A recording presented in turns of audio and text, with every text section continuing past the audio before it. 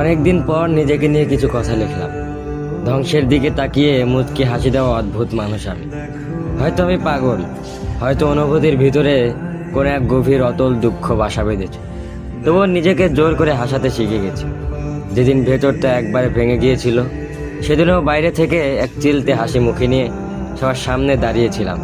কষ্টগুলোকে আমি বন্ধু বানিয়েছি, একাকিত্বকে আপন করে নিয়েছি।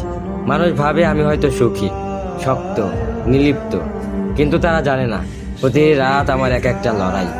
নিজেকে নিজেই বুঝিয়ে রাখি তুই ভালো আছিস, অথচ আমি জানি আমি ভালো নেই।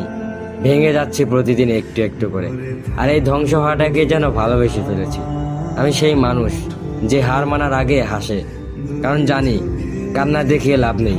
পৃথিবী শুধু শক্তদের মনে রাখে, দুর্বলদের নয়।